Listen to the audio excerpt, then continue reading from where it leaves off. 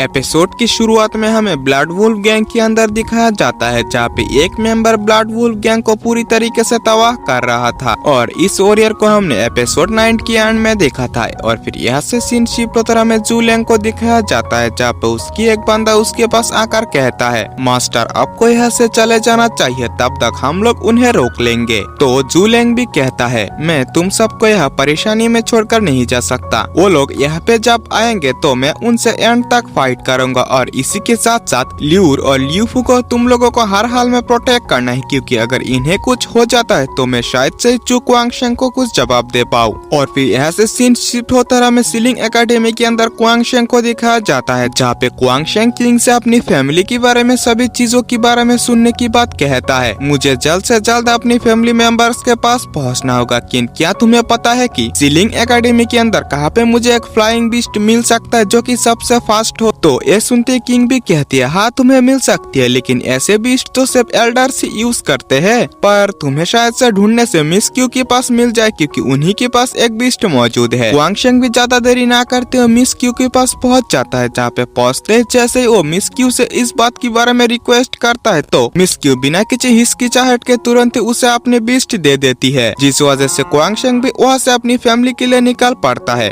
और फिर से यहाँ से सीन शिफ्ट होता है, हमें ब्लड वुल्फ गैंग के अंदर दिखाया जाता है, जहाँ पे वो वॉरियर ब्लड वुल्फ गैंग के मेंबर्स को मारते हुए जूलियांग के पास भी पहुंच गया था और उन सबको देखकर कहने लगता है, तुम में से कोई आज मेरी हाथों से जिंदा नहीं बच पाएगा। इसी के साथ साथ उसकी नजर ल्यूफे के ऊपर पड़ता है, जिसे देखने की बात ही उसकी मन में ल्यूफे के लिए गंदी गंदी थॉट्स आने लगता है। इसी के साथ साथ वो ल्यूफे के ऊपर हमला भी कर देता है। जूलियांग इस बंदे को रोकने की कोशिश तो करता है, लेकिन वो ऐसा नहीं कर पाता, क्योंकि जूलियांग से उस बंदे की जो पावर था वो काफी ज्यादा था। इस वजह से जूलियांग भी पीछे हो जाता है। इसी के साथ साथ वो बंदा तुरंत ही लूफे को पकड़ लेता है और इसी के साथ साथ वो काफी गंदी गंदी बातें करने लगता है। इससे पहले कि वो वहाँ पे और आगे बढ़ पाता, उसके ऊपर एक अटैक आता है, तुरंत ही उसे पीछे कर देता है, जो कि ये अटैक और किसी ने नहीं, क्वांगशेंग ने ही किया था। इसी के साथ साथ वहाँ पे क्वांगशेंग भी पहुँच जाता है। क्वांगशेंग को देखने की बात तो मिस लियू भी तुरंत ही उसके पास चली जाती है। इसी के साथ साथ उन दोनों के अंदर फिर से कुछ होता है वाला सीन हो जाता है, पर क्वांगशेंग इन सभी चीजों को काटते हुए पूछता है कि यहाँ पे क्या हुआ। तो उसकी बहन ल्यूर कहने लगती है, हमारी ऊपर यानी कि ब्लैक ड्रैगन रियलम की जो फैमिली ने हमारी ऊपर हमला कर दिया, इसी के साथ साथ हमें बचाते हुए इसमें जूलियांग भी घायल हो गया। ये सभी चीजें सुनने के बाद जू फैमिली की ओ मेंबर कहता है, सही में तुम एक कचरे की कचरा ही हो, जैसा की मुझे जियाओटियन ने बताया था। ये सुनते ही क्वांगशेंग कहता है, कचरा कौन है ये तो हमें आगे पता चल ही जाएगा। और इसी के साथ साथ वो जू फैमिली की बंदा क्वांगशेंग के ऊपर हमला करने की कोशिश भी करता है, लेकिन क्वांगशेंग ने इसे बड़ी आसानी से डॉच कर लिया था और उसकी पावर्स को चेक करते हुए कहता है, तुम टावर ट्रांसफर मशीन की लेवल 8 पर हो, लेकिन तुम्हारी मेरी ऊपर हमला करने की हिम्मत कैसे हुई। इसी के साथ साथ क्वांगशेंग अपनी हेवनली स्क्रॉल को भी निकाल लेता है और इसके साथ साथ वो अपने ओपोनेंट के ऊपर यूज कर देता है अपनी हेवनली स्क्रॉल की सेकेंड मूव को, जिससे उसके ओपोनेंट रोकने की कोशिश तो करता है, लेकिन वो ऐसा नहीं कर पाता। इसी के साथ साथ वो इससे बचने के लिए एक शील्ड भी क्रिएट कर लेता है, पर यह भी उसके सामने कमजोर पड़ रहा था। ये देखते ही तुरंत ही उसके साथी उसकी हेल्प करने की कोशिश करता है, जहाँ पे इस अटैक को रोकते हुए उसके सभी साथी काफी सीरियस तरीके से इंजर्ड हो गया था। इसी के साथ साथ वो बंदा भी काफी ज्यादा पीछे हो गया था और वो कहता है, मुझे उम्मीद नहीं था कि तुम इतना ज्यादा पावरफुल होंगे, आशा करता हूँ कि आगे भी तुम इतना ज्यादा पावरफुल होंगे। तो ये सुनते क्वांगशेंग एक्टिवेट करने लगता है अपनी हेवनली स्क्रॉल की थर्ड मूव, जो कि माउंटेन ब्रेकिंग हैंड था। तो ये देखते ही वो बंदा भी एक्टिवेट करने लगता है अपनी ब्लडी स्पिरिचुअल स्पीयर टेक्निक को, जहाँ पे दोनों की अटैक की चार्ज होने की बाद दोनों ही एक दूसरे के ऊपर हमला कर देता है। इस अटैक की प्रेशर की वजह से आसपास की जो जमीन था उनमें भी क्रैक आने लगा था। इसी के साथ साथ क्वांगशेंग काफी आसानी से उसकी अटैक को डिस्ट्रॉय करते हुए उसके ऊपर ही हमला कर देता है, जिससे वो बंदा भी कुछ नहीं कर पाता और क्वांगशेंग के अटैक के अंदर आ जाता है। इस अटैक के अंदर आने की वजह से उसके ऊपर कई सारे अटैक होता है, जिससे वो काफी सीरियस तरीके से इंजर्ड हो जाता है। ये देखने के बाद उसके साथ जितने भी मेंबर्स वहाँ पे आया हुआ था उसे वहाँ से लेकर भाग जाता है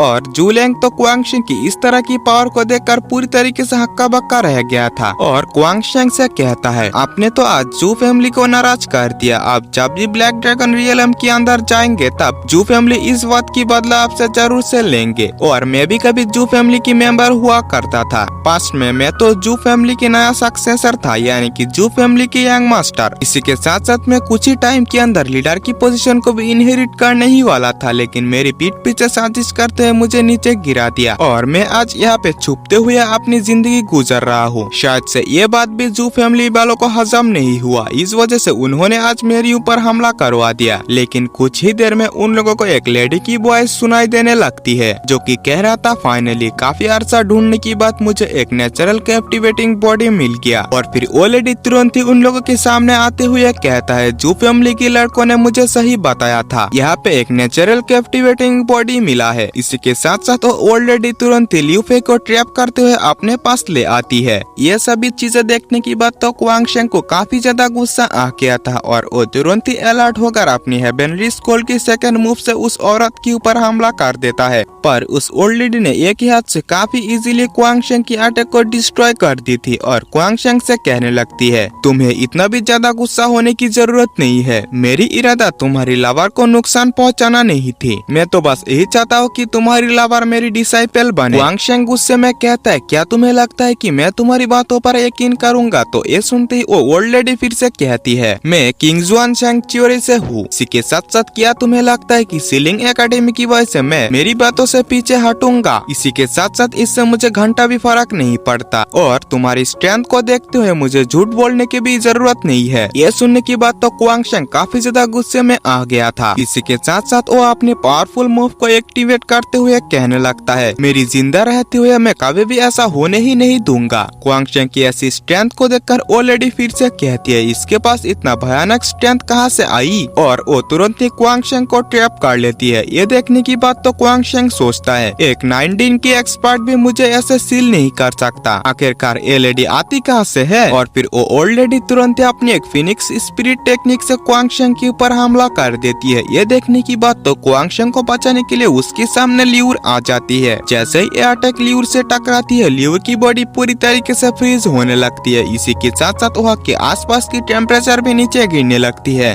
जिसे देखने की बात तो क्वांग शेंग काफी ज्यादा टेंशन में आ गया था और वो पूरी तरीके से टूट चुका था। इसी के साथ साथ वो लियूर के साथ बिताए हुए सभी पलों को याद करने लगता है। इससे पहले कि वो ओल्ड लेडी और ज्यादा आगे बढ़ पाता लियूर की बॉडी तुरंत ही अनफ्रीज हो जाती है। इसी के साथ साथ उसकी लुक भी पूरी तरीके से चेंज हो गई थी और उसकी बॉडी से काफी खतरनाक ऑरा बाहर निकलने लगती है, जिसे सेंस करने की बात है वो ओल्ड लेडी कहती है ये तो 1000 years old ancient ice body है। और फिर लियूर एक एनर्जी अटैक तुरंत ही ओल्ड लेडी के ऊपर कर देती है, जिसे रोकते हुए ओल्ड लेडी काफी ज्यादा पीछे हो गई थी। इसके साथ साथ वो भी लियूर से फाइट करने लगती है, जहाँ पे वो फाइट करते हुए लियूर के साथ कमजोर पड़ रही थी। लियूर उसकी हर एक मूव्स को रोकते हुए उसे काफी आसानी से पीछे कर रही थी। इसके बाद लियूर उसे हराने के लिए अपनी एक आइस ड्रैगन क्रिएट कर लेती है और वो ओल्ड लेडी भी अपनी पावर से एक ड्रैगन को क्रिएट करती है। जैसे ही दोनों की अटैक एक दूसरे में टकराता है तो हम लोग देखते हैं लियूर की अटैक से ओल्ड लेडी हारते हुए काफी ज्यादा पीछे हो जाती है और वो पीछे हटने में ही भलाई समझती है। ल्यूफी को वहाँ से ले जाती हुई क्वांग शेंग से कहती है तुम्हें अगर अपनी लवर को फिर से देखना है तो हेवन एकेडमी के अंदर एडमिशन लेना होगा। आशा करती हूँ कि तुम वहाँ पे जरूर से पहुँचोगे, बट सेकेंड टाइम तुम इतना ज्यादा लकी नहीं होंगे। फिर उसकी वहाँ से जाने की बाद लियूर भी बेहोश होते हुए नीचे गिरने लगती है, क्योंकि 1000 years old ancient ice body में उसकी कंट्रोल पूरी तरीके से नहीं थी। तो क्वांग शेंग भी उसे पकड़ते हुए जू लैंग से पूछता है आप तो जू फैमिली की यंग मास्टर रहे होंगे, इस वजह से क्या आपको इसके बारे में कुछ इन्फॉर्मेशन पता है?